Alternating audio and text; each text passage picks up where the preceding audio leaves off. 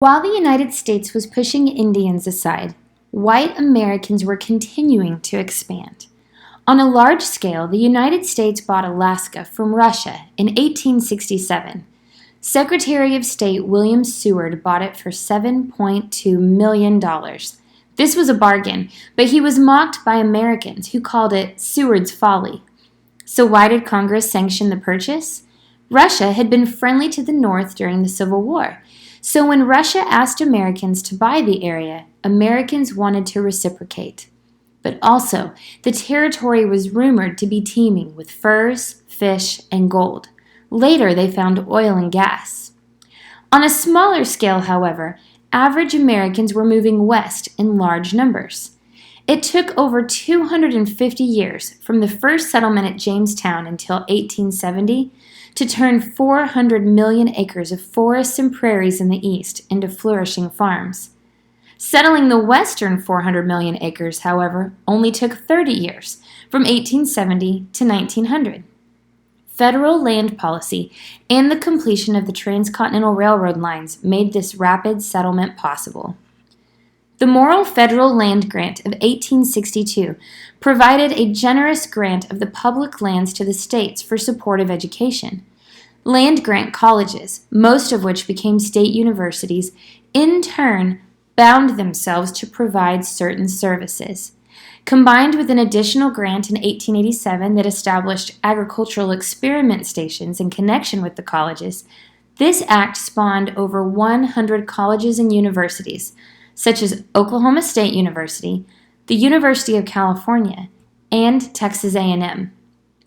The Homestead Act of 1862 allowed a settler to acquire as much as 160 acres of land by living on it for 5 years, improving it, and paying a nominal fee of around $30. Before this, public land had been sold primarily for profit.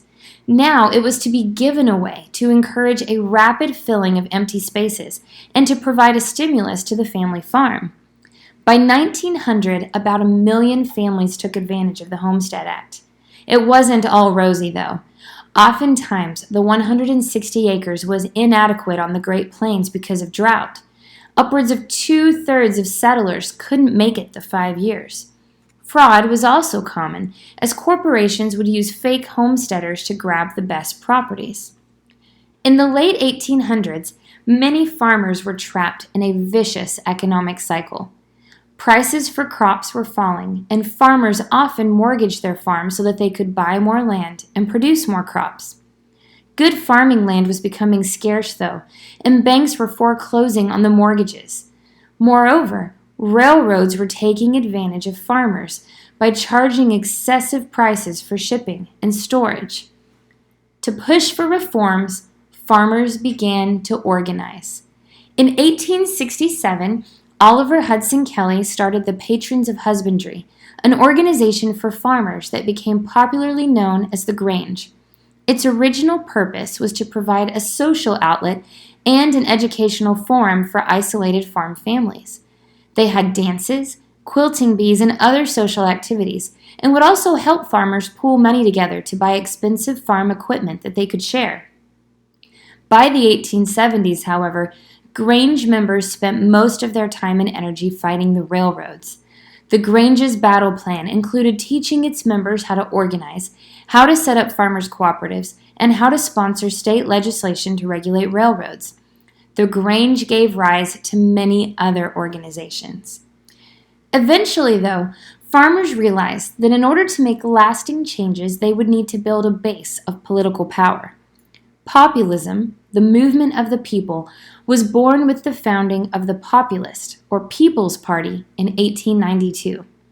On July 2, 1892, a Populist Party convention in Omaha, Nebraska demanded reforms to lift the burden of debt from both farmers and other urban workers, and to give the people a greater voice in their government.